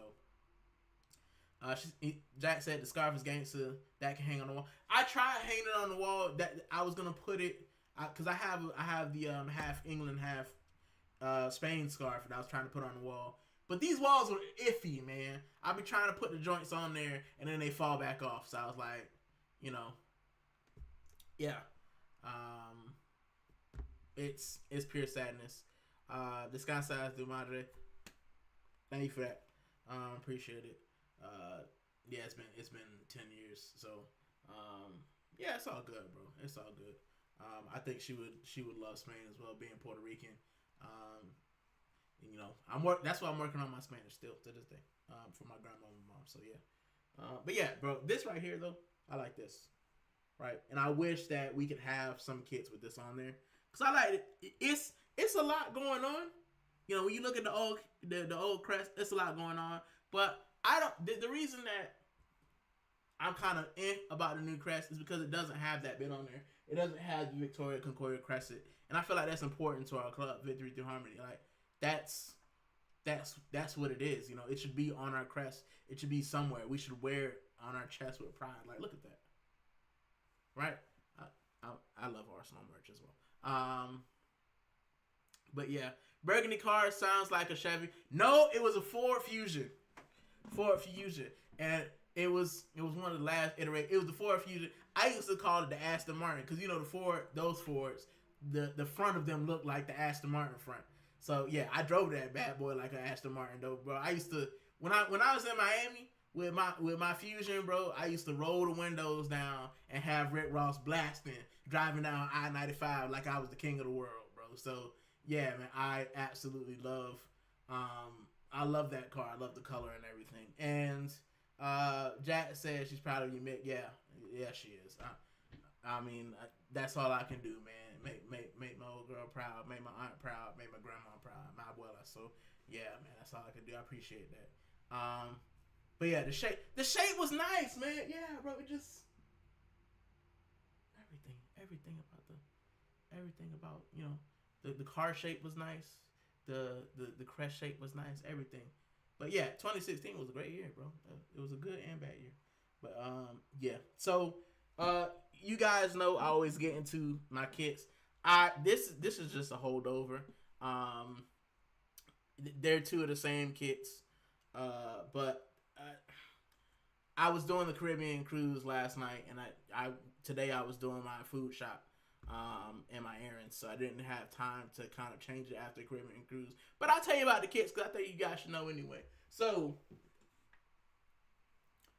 these kits are kind of remake kit, replica kits, if you will, from the Santurce Cangrejeros, which Cangrejeros in Spanish means crabbers, like the crab catchers, fishermen, crab fishermen. But this comes from the old Negro League baseball team, the Santurce Cangrejeros. Santurce is a kind of neighborhood of San Juan, Puerto Rico. So 21 doesn't have a name on the back because, as I said, they're replica kits.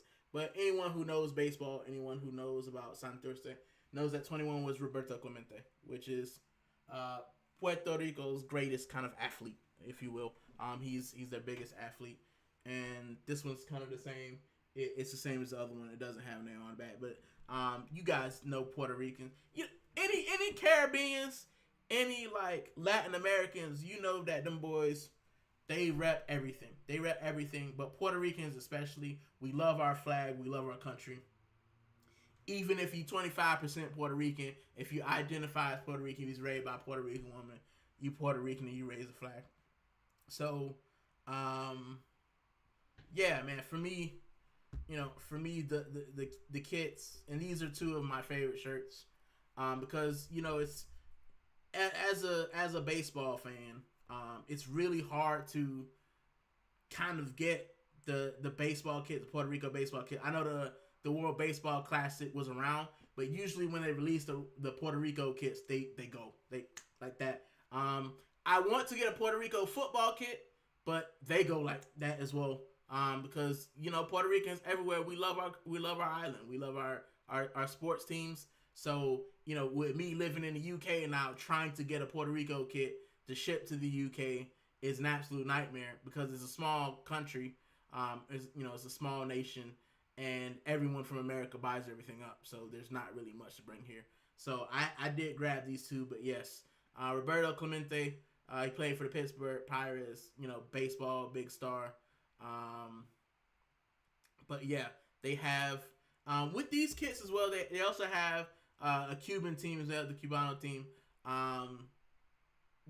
They usually have it. These were, when I get these, I got these probably like 3 or 4 years ago. But yeah, man, when it comes to Puerto Rico, bro, like I had this on my car. This is actually from the front of my car. I had this on the front of my car for a long time. I have a Puerto Rican. Every Puerto Rican has a Puerto Rico flag in their rearview mirror, man, hanging down for. So I got me one. I've got the flag hanging in my front room, in my lounge. That you can see from the street. So yeah, man.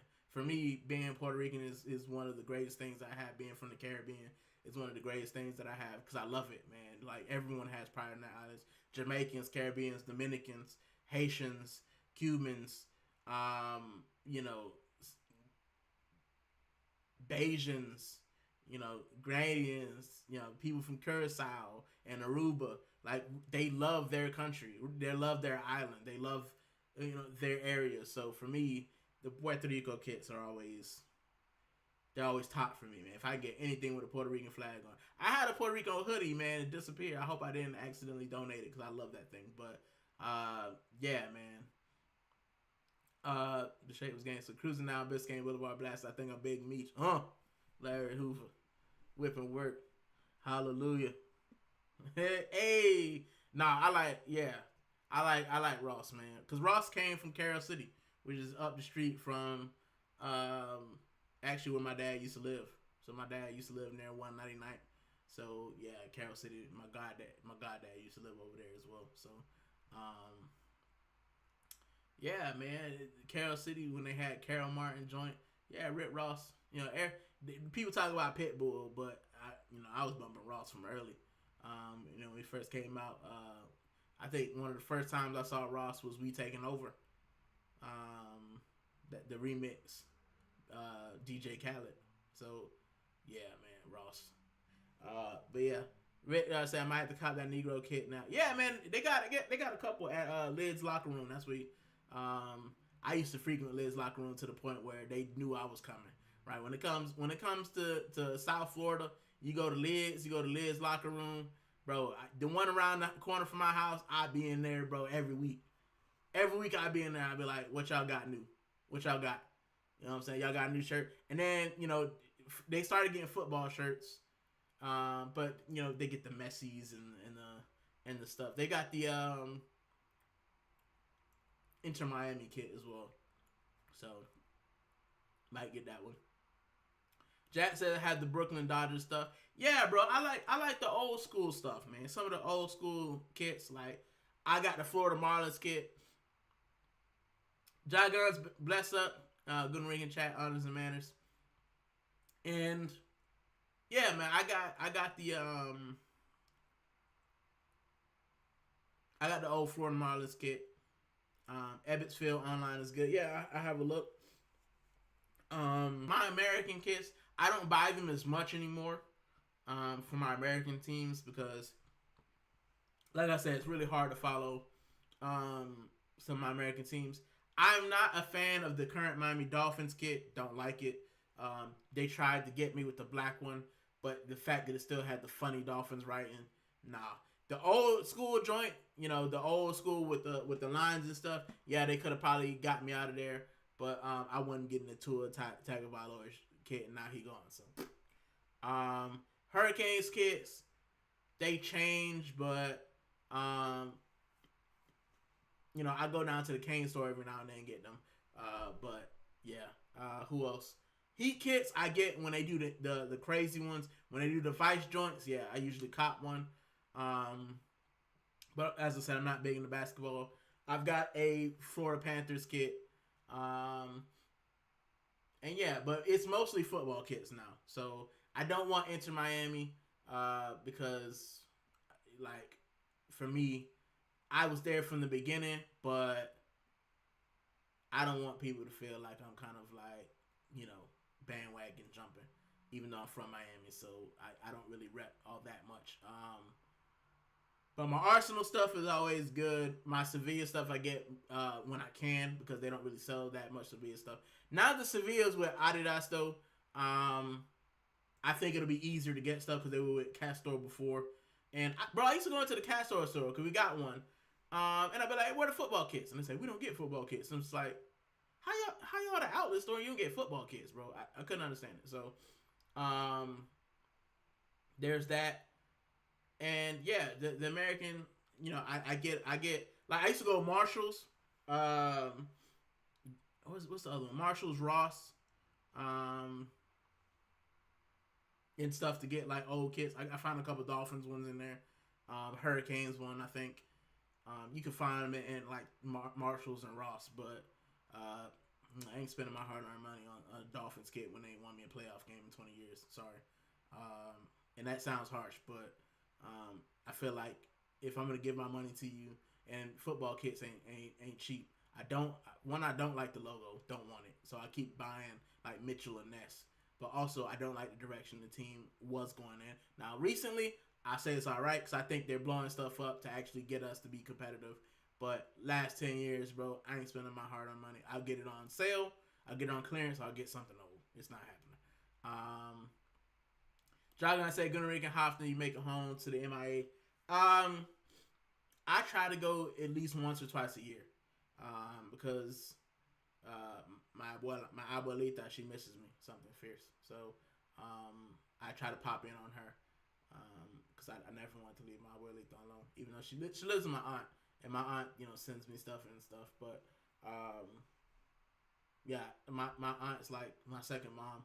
So I never want to leave her alone. So I do want to pop in and visit. I try to go at least once a year in the summer. And then sometimes, if I can, I'll make it home for like Thanksgiving or Christmas or New Year's or whatnot. But yeah, I try to make it at least twice a year.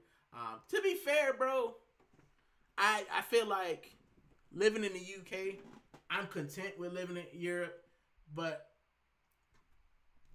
I won't front with you guys.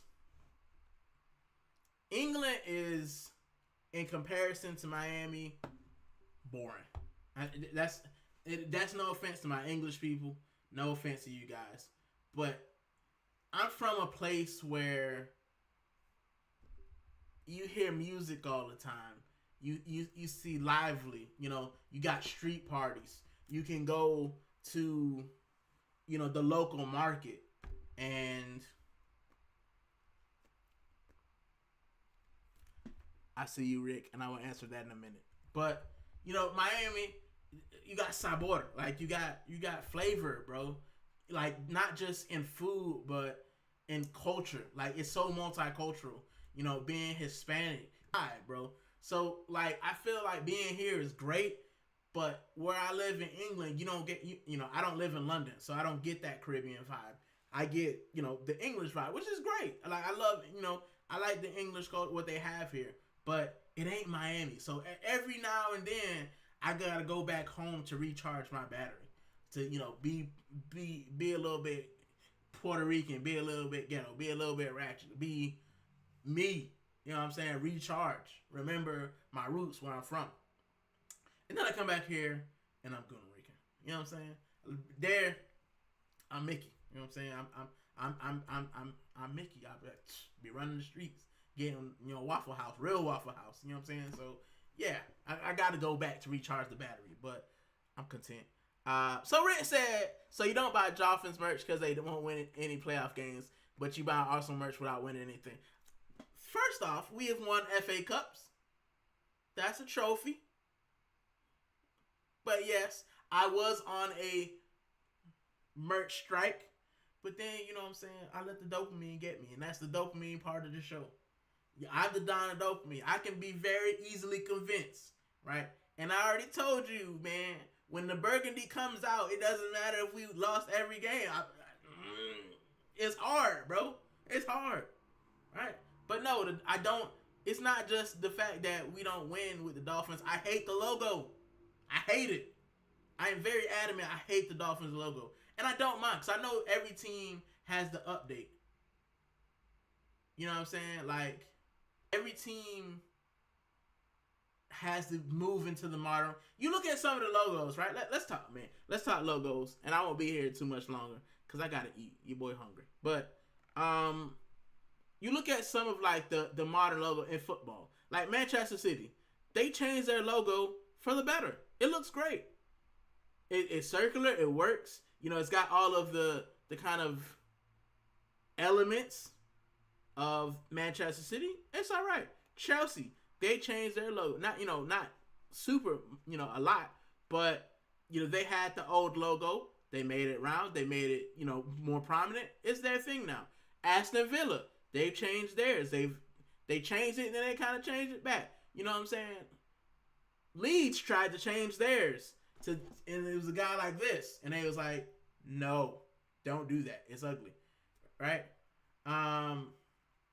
So yeah, like with logos you can go well. With the Dolphins though, they didn't need to update the logo. The logo was fine as it was, bro. It was okay. And then they made this Microsoft Word dolphin, and I hate it, bro. The dolphin doesn't say anything about Miami. It doesn't. It's a dolphin running through what looks like the sun, maybe. It almost looks like a dolphin going through. I hate it. I hate the logo. And hate is a strong word. I don't like it, bro. I don't like the logo. I bought a couple of Dolphins jerseys with it on there. I bought Lamar Miller because he's a University of Miami guy. I bought Ryan Tannehill because it was salute the service. And obviously, I got friends who are in the service at the time, so I bought that one. And then I bought Cameron Wake because he made the Pro Bowl. And I was like, oh, a Dolphins player making a Pro Bowl. And I got money to actually spend on jersey, so I got his Pro Bowl jersey. But recently, bro, I ain't buying no Dolphins jersey, bro. I ain't finna spend my money on that, bro. I don't like the logo. And every time I buy a Dolphins player, they lose. I got Jay Ajayi on sale. I got it on sale in a Marshalls. And I was like, I'll take this. But other than that, I ain't spending my money on it, bro. No, thank you. Rick said, I left Fort Lauderdale to go to Tampa. It's a bit. It is, bro. It is South Florida. And for anybody who doesn't live in South Florida, the vibe is hard. It's so hard to describe for people who don't live in South Florida. Like for me, people talk about New York. And for me, being in New York's kind of like London. It's very, it's very brick and mortar. You have a lot of people. It is multicultural. But everything's on top of each other, kind of like London. Miami ain't like that. It's like you got enough space and you got enough green. Miami feels like the Caribbean, bro. It does. Like parts of Miami feels like the Caribbean. It's the gateway to the Caribbean. So like being in South Florida, bro, you got your Jamaicans, you got little Haiti, your Haitians, your Trinidadians, you got you've got so many kind of cultures in South Florida, and we all live in harmony, bro. Like we really do, man. Like when I was growing up in Hialeah, bro, like you have Cubans, you got Venezuelans, but we all have a reggaeton party. Like we was jumping, bro. So like just being from South Florida, you so proud to be where you from. You know, growing up, like I had Haitian friends. You know, when Haitian Independence Day rolled around, bro, they got their Haitian flags ready. You know, I got. You know, when Liga MX season come around, they happy. You know, when Mexico making the World Cup, they got the Mexico stuff out, man. So yeah, you know, I get what it feels like, but Miami's a different beast, man. It's a beautiful place. It's like a melting pot all in one, bro. So I love it. Jack says, I'm out, Mick. Let's go Gunners 3-1. Hey, Mick, I hope to see you. I might be on the post-game show tomorrow. I'm hoping we gas. I'm hoping we just absolutely excited. The flip side. Let's see. Oh man, my joint dropping. It's starting. My internet acting up. So if you guys can't see me, I apologize. The internet and YouTube been doing people crazy. So I apologize. I'm probably gonna cut it short in a minute anyway. But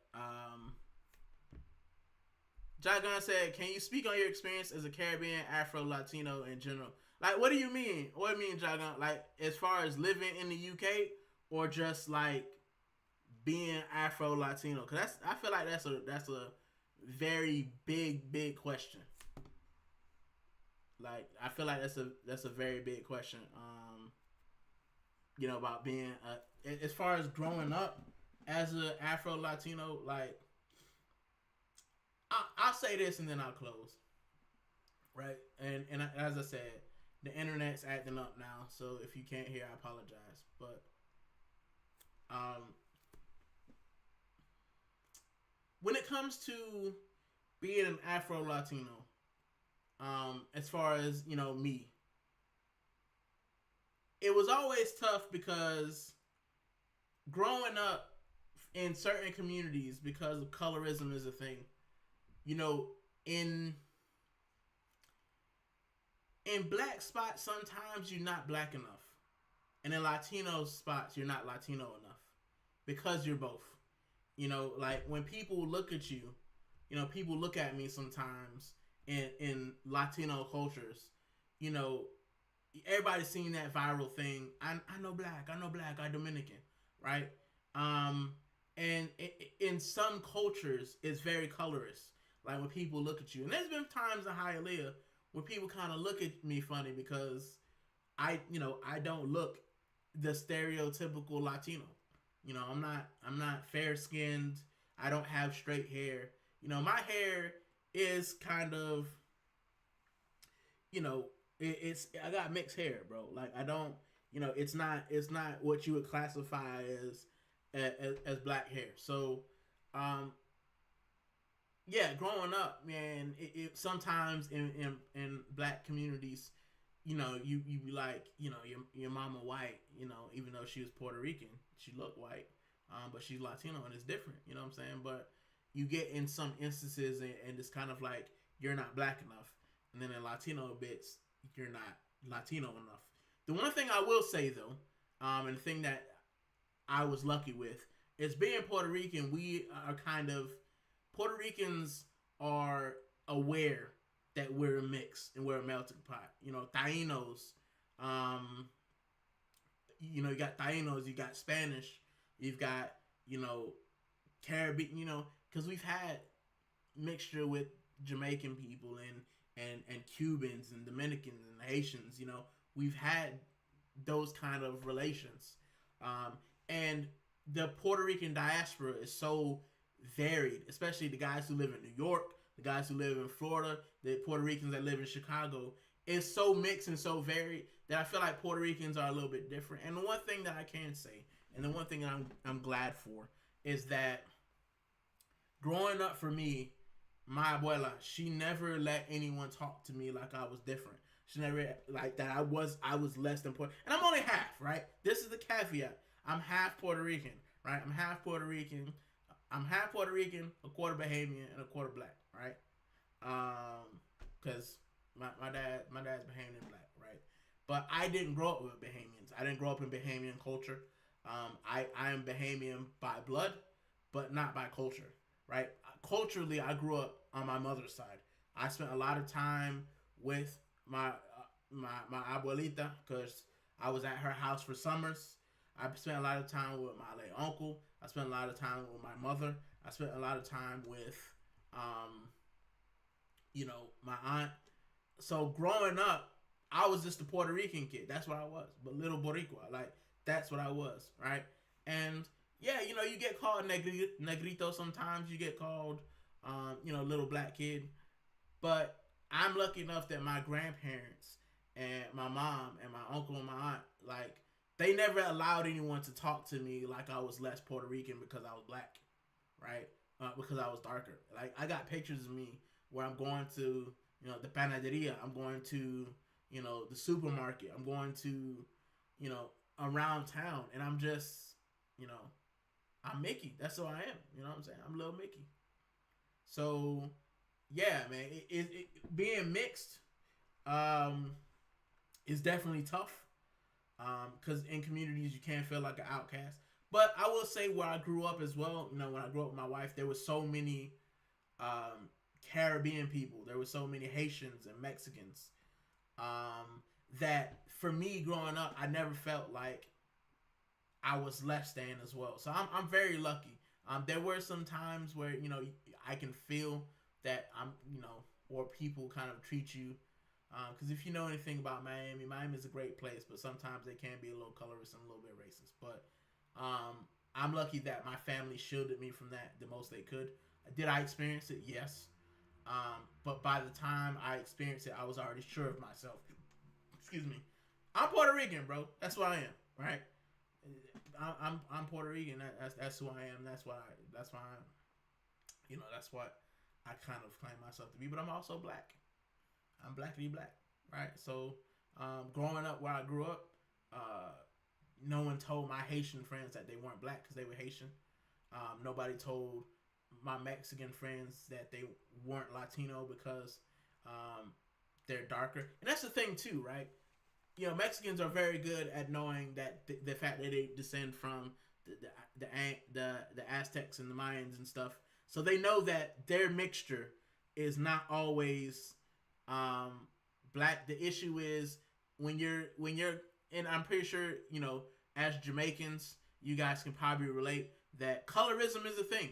So when the colonists come there, they want to make the people as light as possible, and that kind of seeps into the culture that people want to be lighter, to be beautiful. People want to be lighter to prove that they have more value in that culture. But nah, bro, I think that's changing. And one of the things I will say is I went to Jamaica. I went to Jamaica for the first time. And it was one of the greatest experiences I've ever had because Jamaicans are proud to be Jamaican. Jamaicans are proud to be black. Jamaicans are proud of their Afro heritage. Like, it's so refreshing to see that Jamaicans know that, like, we're God's people. Like, being black is beautiful, right? And that's the one thing I loved about Jamaica. The people were nice. The vibes were nice. The food was also nice, man. I'm a foodie as well, so I love good food. And that reminds me, I'm actually down in Jamaica, Jersey, because I went to Jamaica. So if you guys don't know, and I see your comments. I'm gonna speak on them in a minute. But if you guys don't know, when I travel to a different country, I always try to get that country's kit from when I traveled. But the issue is when you go to some place, it's really hard to find the kit. So what I do is I usually leave and then I buy the kit retrospectively. And that's what I mean. Like, one of my kits is, my kits are journeys, because when I go visit a place, especially if they've got a football heritage, like, being in Aruba, if they made the World Cup, then I would get their kit because I've been there. You know what I'm saying? So I am actually down to Jamaica kit because I didn't get a Jamaica kit. But yes, I'm gonna get a Jamaican kit. What's your wife heritage? She's Haitian, Jamaican, and black. Is the main bits. There's she's done her ancestry. There's a whole lot of everything in there. So with me, man, like you see Puerto Rico. There's a lot. I've got a lot of Spanish in there. West African for obvious reasons, but my West African's all over the joint. I got Ghana, Nigeria, Cameroon. I got a little bit of Zimbabwe in there. So yeah, man, we all over the joint. But as far as like my heritage and my culture, it's been Puerto Rican, man. That's how I grew up. I grew up, with three Three Kings Day, and I grew up with Noche Buena, which it's crazy. I just like for me, I was like, man, trying to remember, like, did we ever celebrate any? Did we ever try to celebrate everything? And then I realized that, like, in my entire life, I was celebrating Noche Buena. So, I just remember staying up and eating my grandmother's good food, because I was young. But yeah, she's Haitian, Jamaican, and black, and beautiful, and probably gonna be mad at me if I don't get off this joint in the next 10 minutes. So, yeah, I love you guys, but I'm scared of her a little bit. So yeah, Jagan said colorism is definitely a thing in Jamaica and the Caribbean. It is, man, and that comes from colonialism. It comes from being colonized. Where the European motto is white is beautiful, light is beautiful. So yeah, full time Leeds 0-0, Brentford. Thanks Quadra for putting that in, and I think Leeds are now 3 points clear of Tottenham. So we need Tottenham to drop more points. Rick said Jamaica motto is out of many, one people, all types of people. A lot of my friends are Chinese Jamaicans, which blew my mind, bro. But yeah, man, like for me, Jamaica was a place where I just felt love. I felt love pretty much everywhere I was. And the country itself is beautiful, man. The one thing I loved about Jamaica as well, and the one thing I love about the Caribbean, it's sad, but it's also beautiful, because the countries have been colonized and they're what's considered poor. You have to live off the island, but I think that's more beautiful, man. Not eating these processed foods, not eating fast food, like growing the food that you're eating. The ackee and catching the fish for the salt fish. Like in Puerto Rico, we got yuca and mofongo and arroz con gandules, but you get that stuff off the land. Like it's not your McDonald's and the stuff that you have in America where people are just kind of getting processed food. Like it's natural. You see the chickens running around, that they might be dinner. You see the cows, that they might be dinner. Like it is beautiful to see like the natural food. And yeah, bro. Good evening, Gooner Rican TV. All watching. Will you be joining us at the Barrington Barnett to watch the Carabao Cup? Hope you can make it. Hendo, I said at the beginning, I won't be able to because I have some family stuff, and I'm also coming under the weather. I don't know if you guys keep hearing me sniffing stuff. So yeah, I've got a massive headache, and that's the joy of waffling. I can actually do it, but no, I won't be able to make it, unfortunately. But if we do make another final, like an FA, I will try my best to get over there, because I did say I wanted to come, but I feel absolutely terrible. My body hurts, my throat hurts, and I've been sipping water the entire time I've been walking. My throat feels dry, so I apologize. I won't be making it, but I'm hoping that even though I won't be there, we still get an absolute victory and I can enjoy it. I'll probably be in bed tomorrow, to be fair, the way I'm feeling. But yes. Yeah, I'll probably watch it at home, to be fair. I wanted to go out and be with the people, but such is my luck, bro. You know what? You know what's crazy, Hendo, as well, man? It might be for the best that I don't show up, because I've told you guys this before. When I go out to the pub to watch Arsenal, we usually lose, right? So I don't think it's good that I go out. So hopefully I stay inside, we get the Carabao Cup, and then we call it a day. But yes, Hendo, thanks for inviting me. I appreciate it. But yeah, I will try to catch the next one, because I feel terrible right now. Jagan said Gooner Rican, what stood out the most on your Jamaica trip? Um, what stood out the most? Good night, Hendo. Thanks for stopping by. I appreciate it. Um, and I appreciate everybody that stopped by. What stood out the most on my Jamaica trip? I love water, right? I'm a water guy. Um, I love kind of flowing water. I feel like it gives me peace. I love the ocean. But the one thing I loved was the falls in Jamaica. Um, I took pictures, but just sitting there in the natural pools, sitting there on the falls, just enjoying myself. The fields of beauty, um, and the food, man. The food. But I like the history and the care and beauty that the people of Jamaica showed me. And the one thing that made me upset about Jamaica, and the one thing that just makes me upset about the Caribbean in general, when our guides, he told me that there are beaches that Jamaican people can't go to because they're not allowed for tourists. It made me feel terrible because yes, I'm a tourist and I feel like you know I'm paying my money to aid in them not allowing Jamaican people to enjoy the fruits of their island. That makes me feel bad that corporations are coming in, and it's one thing that's happening in Puerto Rico. It's cheaper for foreigners to come and take over. You know what I'm saying? Mainlanders who have no ties to the island. Look at Jake Paul. He ain't got no tie to Puerto Rico. He ain't Puerto Rican, but he pays less taxes there, so he can buy a big house. They can put a Starbucks there. They can get all of the little mom and pop cafes out. The shops out, and that hurts me, bro, because it's a loss of culture.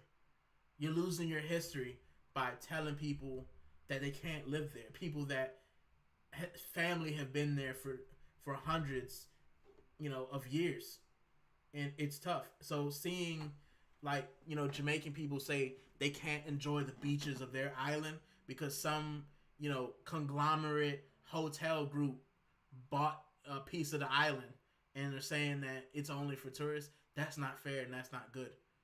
You know what I'm saying? I hate that. I hate that for the Caribbean. So I felt like, in a sense, I was contributing to that as well, and that made me a little bit sad. But as far as my experience of Jamaica, I loved it. I loved it because I feel like with Puerto Rico, as with most of the Caribbean places I've been, when natural disasters hit, when poverty hits, when the world forgets about these people, they find a way to rise up. They find a way to make the beauty of life. They find a way to smile through it all. And I saw a lot of that in Jamaica. So for me, Jargons, that's what kind of stood out to me. The fact that, these people have had it rough, but they smiled. They listened to the music. They enjoy themselves. And my father-in-law, he's Jamaican, and he's cooked, and he's told me his story about moving from Jamaica to America to make a better life, to make sure that he can provide for his family back in Jamaica, as a lot of my Jamaican friends do. And I love it. I love it, the fact that they give back. They still live there despite it all. So yeah, I hope that wasn't too long-winded about Jamaica, but I absolutely enjoyed it. I enjoy the Caribbean because when disaster happens and when life happens, they always find a way to smile. Jamaicans, Puerto Ricans, Arubans, all of them.